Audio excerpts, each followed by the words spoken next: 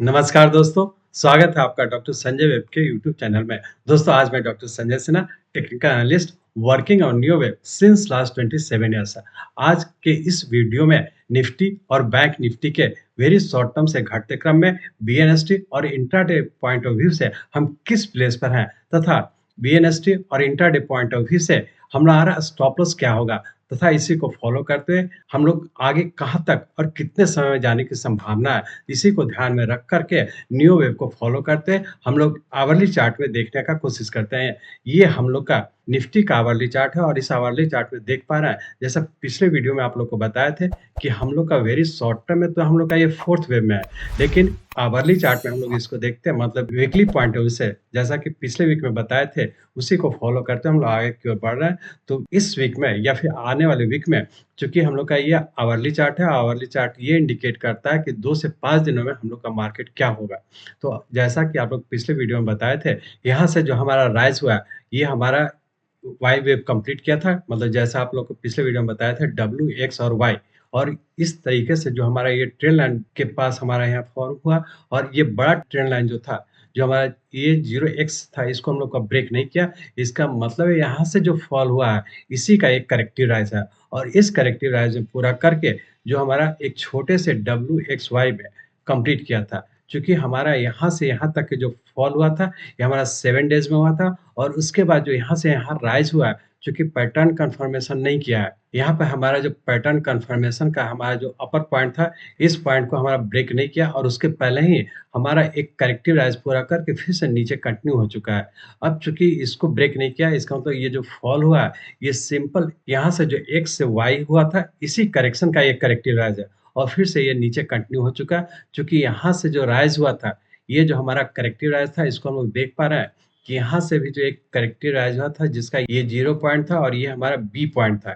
इस पॉइंट को यदि हम लोग देखते हैं, तो देख रहे हैं कि इसका हमारा 0 बी ट्रेंड लाइन को ब्रेक कर दिया और इसका जो लो था, ये हमारा जो लोएस्ट पॉइंट था, इस पॉइंट को भी ब्रेक करके नीचे कंटिन्यू हो चुका है। तो इस तरीके से हम कह सकते हैं कि यहाँ से जो राइज़ हुआ था, ये करेक्टिव राइज़ था और करेक्टिव राइज़ पूरा करने के बाद फिर से नीचे का जो यहाँ से राइज़ हुआ, उसको कम टाइम फ्रेम में ब्रेक किया और ट्रेंड लाइन को भी ब्रेक कर दिया। मतलब ये करेक्टिव राइज़ कंप्लीट हो चुका है, फिर से नीचे कंटिन्यू हो चुका है। अब हम लोग इसको देखेंगे कि यहाँ से जो राइज़ हुआ है, ये जो हमारा एक्स पॉइंट बना, यहाँ से जो इस एक्स पॉइंट से जो हम लोग ट्रेंड लाइन ड्रॉ किए हैं, तो उसके हिसाब से हमारा यहाँ पे एक पॉइंट टच किया। तो इस तरह से हम कह सकते हैं कि WXY बनने के बाद दोबारा एक फिर से एक एक्स वेव में ऊपर कंप्लीट करके फिर से नीचे एक और करेक्शन में एंटर कर चुका है। अब ये नीचे के यहाँ से हमारा ये 0 पॉइंट था और यहाँ से 0 पॉइंट से फिर से हमारा एक नीचे का करेक्शन कंटिन्यू हो चुका है। तो अब हम लोग इसको देखें कि ये जो हमारा नीचे करेक्टिव फॉल हुआ, किस तरीके से हुआ है। तो अब हम लोग अब इसको ज़ूम करके देखने के लिए इस आवरली चार्ट को हम लोग 15 मिनट चार्ट में कन्वर्ट करते हैं। इस 15 मिनट के चार्ट को हम लोग एनालाइज़ करते हैं, तो देख पा रहे हैं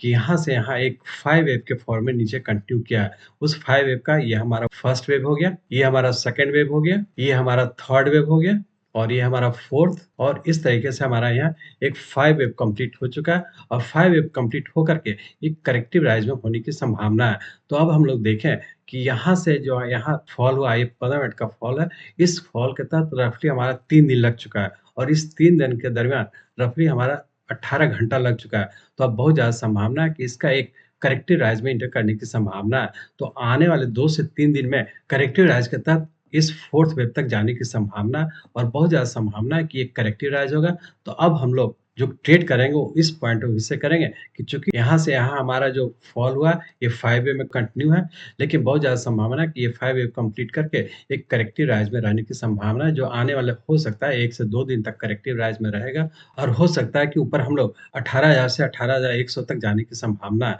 लेकिन जो राइज होगा वो करेक्टिव राइज होगा, तो इसका अपर स्टॉप लॉस, ये जो हमारा ऊपर का लेवल है, जो हमारा 0 पॉइंट है नीचे के लिए करेक्शन के लिए, तो इसके अपर स्टॉप लॉस को, मतलब नेक्स्ट वीक के लिए हम लोग का इसका अपर स्टॉप लॉस को फॉलो करेंगे। इसी को फॉलो करते हुए हम लोग ऊपर के लेवल पर जब भी जाता है, हम लोग इंट्राडे और बीएनएसटी पॉइंट ऑफ व्यू से शॉर्ट करके ही चलेंगे, क्योंकि बहुत ज़्यादा संभावना है नेक्स्ट वीक हम लोग का नीचे ही रहने की संभावना है और बहुत ज़्यादा संभावना है कि हो सकता है नेक्स्ट वीक में नीचे 17,700 या 17,650, इससे भी नीचे आने की संभावना है। तो हम लोग जब भी ऊपर जाता है, हम लोग शॉर्ट करके ही चलेंगे और इसका जो हाई बना है, इसके अपर स्टॉप लॉस को फॉलो करते हुए ट्रेड करेंगे। चूँकि निफ्टी हम लोग का अभी भी करेक्टिव फॉल में है और अभी भी नीचे रहने की संभावना है, तो बेहतर अभी हम लोग जब तक कि ये अपर स्टॉप लॉस ब्रेक नहीं करता, हम लोग किसी भी टाइम फ्रेम में प्लस पोज़ीशन बनाने की कोशिश नहीं करेंगे। अब हम लोग निफ्टी के बाद हम लोग बैंक निफ्टी को देख लेते हैं कि बैंक निफ्टी का हम लोग का किस सिचुएशन में है। तो अब हम लोग बैंक निफ्टी के चार्ट को देखते हैं। ये बैंक निफ्टी का हम लोग का आवरली चार्ट है।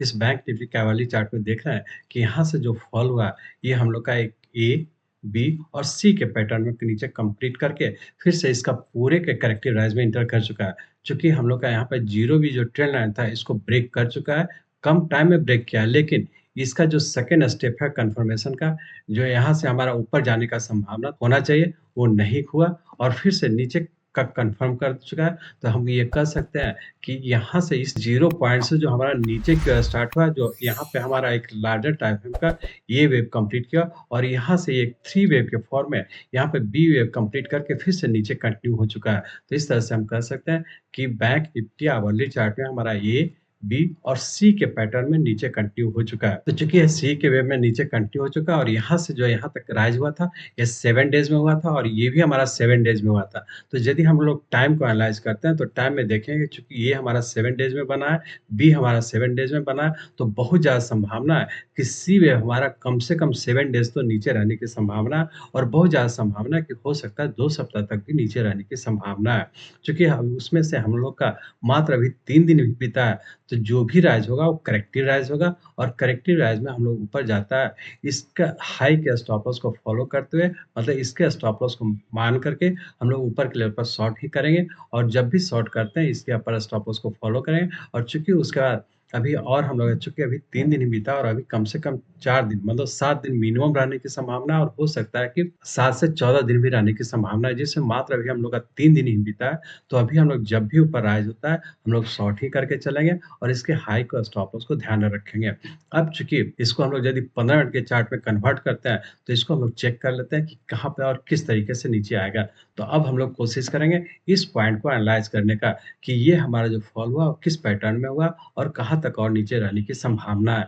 तो इसको हम लोग चेंज करते हैं 15 मिनट के चार्ट के लिए। ये हमारा 15 मिनट का चार्ट है। इस 15 मिनट के चार्ट में भी हम लोग देख पा रहे हैं कि हमारा 1, 2, 3, 4 और 5 के फॉर्म में नीचे कंटिन्यू हुआ है और जब तक कि इसका चूँकि बहुत ज़्यादा संभावना है कि हो सकता है कि ये 5 वेव कंप्लीट करने के बाद इसके पूरे के करेक्टिव राइज में एंटर करने की संभावना है। तो हो सकता है कि ये हमारा चूँकि 3 दिन का फॉल है, रफ़ली हमारा 15 से 18 घंटे का फॉल है और इसके बाद हो सकता है कि हम लोग इसके करेक्टिव राइज में एंटर करने की संभावना और उस करेक्टिव राइज में यदि एंटर करता है, तो हम लोग का हो सकता है कि ऊपर 42,900 या 43,000 तक भी जाने की संभावना है। लेकिन जो भी राइज होगा, इसके हाई के स्टॉप लॉस को ये जो मेरा हाई पॉइंट है, इस हाई पॉइंट को ध्यान में रख कर के हम लोग जब भी ऊपर राइज होता है, शॉर्ट करके ही चलेंगे, कहीं अभी फ्रेश बाई नहीं करेंगे। चूँकि पहले भी हम लोग देख चुके हैं आवरली चार्ट में कि चूँकि 7 दिन और 7 दिन हम लोग का 14 दिन हुआ है और बहुत ज़्यादा संभावना है कि सी वेव के फॉर्म में हम लोग का नीचे ही रहने की संभावना है, जो कि आवरली चार्ट में आप लोग को बता चुके हैं। तो हम लोग इंट्राडे और बीएनएसटी पॉइंट व्यू से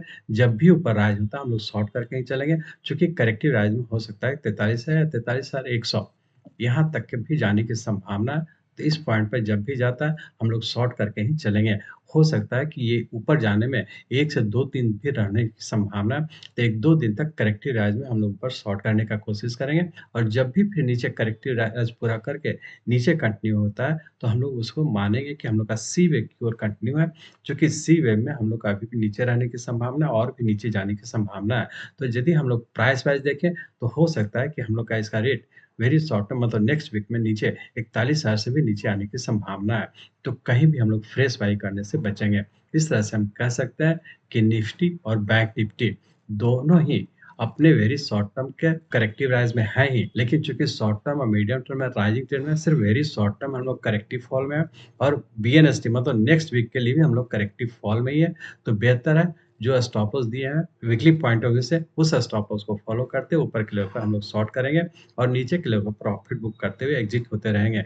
लेकिन ध्यान रखें, जब भी हमारा आवरली चार्ट में हमारा नीचे का पूरा करके ऊपर जब पैटर्न कंफर्म करेगा, तो हम लोग कहीं भी यदि शॉर्ट किया है तो उससे एग्जिट होने का कोशिश करेंगे, चूँकि ये हमारा वेरी शॉर्ट टर्म के करेक्टिव फॉल में है और बीएनएसटी और वीकली पॉइंट ऑफ व्यू से नीचे पूरा करने के बाद फिर से ऊपर राइजिंग ट्रेंड में एंटर करने की संभावना है। तो बेहतर है नीचे के लेवल पर हम लोग का जब भी पैटर्न कंफर्म करेगा और ऊपर का जब स्टार्ट होगा, तब उसके बाद हम लोग शॉर्ट करना बंद कर देंगे और उसका फिर से लोअर स्टॉप लॉस को फॉलो करते हुए ऊपर की ओर बाई करके चलेंगे। तो आने वाली वीक में जब तक ये करेक्टिव फॉल में आता है, हम लोग अपर लेवल के इस पॉइंट को ध्यान में रख करके हम लोग शॉर्ट करके चलेंगे और नीचे के लेवल पर प्रॉफिट बुक करके ट्रेड करते रहेंगे। फाइनली मैं समझता हूँ आप लोग करंट सिचुएशन में निफ्टी और बैंक निफ्टी में किस पोजीशन पे है और उसके लिए आप लोगों को क्या करना है आप समझ चुके हैं और अपर स्टॉपर्स को किसको फॉलो करते हैं और किस टाइम फ्रेम पे हमें ट्रेड करना है, उस हिसाब से फॉलो करते हुए ट्रेड करते हुए चलेंगे। मैं चाहता हूँ मेरे जीवन का लक्ष्य है इस मार्केट में कोई भी लूज़र ना हो। इसको आप सीखें,